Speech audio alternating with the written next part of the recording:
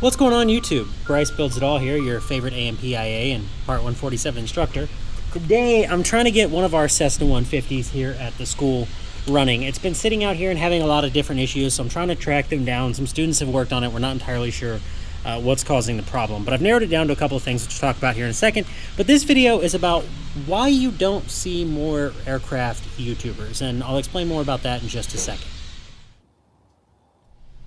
So as it turns out, the ignition switch was wired wrong. So first things first, I have to get this master switch out of the way so that I can put a new grounding wire on here, because the old ignition switch grounded through the frame, but this new one does not. Okay, so now that that's out of the way, let me see if I can get this wire in here. So about my topic, what was I going to talk about? Oh, yes, why there is not more aircraft YouTubers, or why I don't see very many aircraft YouTubers. Well, and I'd like to preface this. By aircraft YouTubers, I don't necessarily mean pilots. There seems to be a fair amount of pilots. There's just not a lot of maintainers doing things like I'm doing. And I've seen some experimental aircraft builders, and I've seen some stuff like that, and I think that's all good content, but there's not really a bunch of aircraft YouTubers like you see with motorcycles or like you see with cars. I mean, obviously there's enough car YouTubers to choke a rhinoceros, but there's just not very many aircraft YouTubers. And there's a couple reasons why I think that is.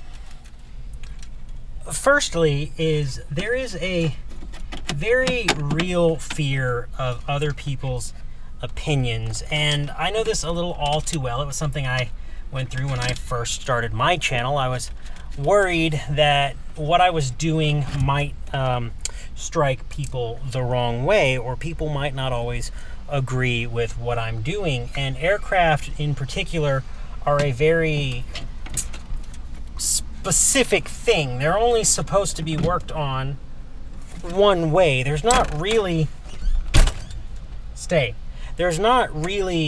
any room for interpretation. You work on it how the FAA tells you to work on it. And if you're filming videos of yourself working on things, well, then naturally you are putting your work out there to be judged by the internet, which is something that has definitely happened to me, which leads me to my second point. Now, I want you to know that I do say this as respectfully as I possibly can. There is nobody more opinionated than an aircraft mechanic on the internet. The amount of times that I have been told that I was doing something completely, utterly wrong, and I was going to kill everyone inside the aircraft because of how I was doing my work, which was just simply untrue. I don't know how to say this, but just because somebody is doing something a way that you wouldn't do it doesn't mean that they're doing it wrong. For example, I had somebody ask me, they said, why aren't you using the right tools? And I was removing a propeller, and I was using a 3/4 inch wrench to remove a propeller, and I just went, is a wrench not the right tool? What is the right tool? A socket won't work? Like, what am I doing wrong here? And I guess what I'm getting at is the details don't really matter, but to people on the internet, they do. And you'll deal with a lot of negativity and people telling you that you shouldn't be doing this, or you shouldn't be doing that, or you're wrong about this, you're wrong about that. And a lot of times it's people incorrecting me. The confidence with which people have told me that I was wrong about something. I had somebody once tell me that tack time has no relation to the time in service of an aircraft. But it does. For example, all this aircraft has is a tack time. There's no hobs in it. So how else would you figure the total time of the aircraft? And it's things like that. But people are very negative and people are very rude, but it is the internet. So you should definitely be prepared for some of that. If you don't have at least somewhat of a thick skin, you're probably not ready to be on the internet, if we're honest.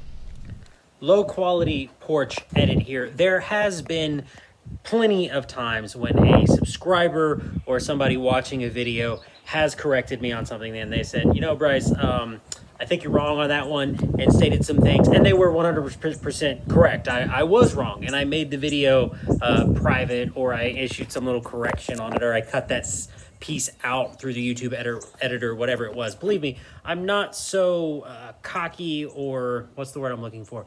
Overconfident that I think everything I say is a word of law or anything. I have been corrected before, and I have taken the steps to change it on my channel, because I'm not about having misinformation out there in the firmament, in the wild, if you will. The third reason why I think people don't put a lot of videos on YouTube when it comes to maintenance, particularly working on things. This isn't working. There we go. Particularly working on things as I am now, is for the liability of it, is for the FAA or somebody calling and saying, hey, you're doing that wrong.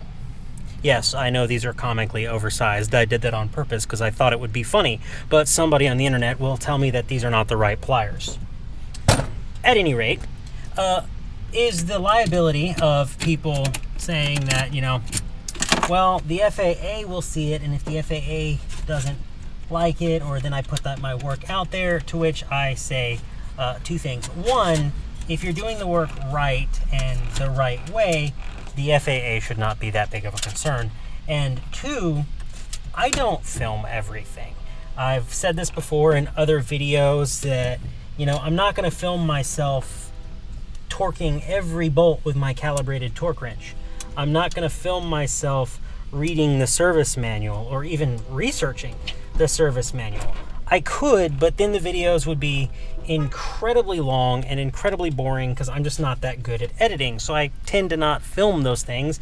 So therefore I don't put it on the internet. And because I didn't do those steps, I think it leaves some people to believe that I didn't do that period and that I just didn't do it off camera. I had somebody comment the other day about, you know, not talking while I work because being distracted is dangerous. And while I understand what the guy was getting at, I had to disagree, because I told him, I said, I don't record the whole time. I recorded maybe 10 minutes or 15 minutes out of a 8-hour work day. The camera is not always running and I'm not always talking to it. Why on earth would they? I gotta show you some silliness. Hang on. For some odd reason, there is a piece of wire right here that's going over the top, as best I can tell, of the entire radio stack, and I can't get it up over the corner of this thing. I don't know whose idea this was or why this is here, but it's definitely useless. It's not serving a purpose. At any rate, I think people are worried that if they show their maintenance, if they show every little step of every little thing that they are doing, then they might get that call from the FAA one day of, hey, I watched one of your videos and I couldn't help but notice you were doing X, Y, and Z wrong. And I understand that that's a very real fear. It's not necessarily a fear that I haven't had. I've had that fear, but I try to make sure all of my I's are crossed and my T's are dotted, and it ensures that I have never had a problem with that. And like I said, I don't film every single thing. So if the FAA ever asked me a question about, well, how do I know you torqued that propeller? I say, because it's in the logbook. I didn't film myself torquing the propeller, but I did torque the propeller. So there you go, everybody. That is going to do it all for this video. And of course, now it's raining and I still need to solve the issue of one dead mag. The right mag is not firing at all. I don't know if it's an issue in the magneto itself or if it's an issue in the grounding circuit, which it shouldn't be anymore. But the P lead is never turning, opening, closing. The P lead is never, sorry, the mag timing box is never showing that the points are opening. The light is staying on the entire time. So it could be the points in the mag, or it could just be a bad capacitor, but I will have to solve that problem next. Either way, I know the right magneto is not sparking because I tested it just a minute ago off camera. One of those many things that I don't film. So if you did enjoy the video, I ask that you leave a like, leave a comment, subscribe, all that good stuff. And as always, go build something and be easy.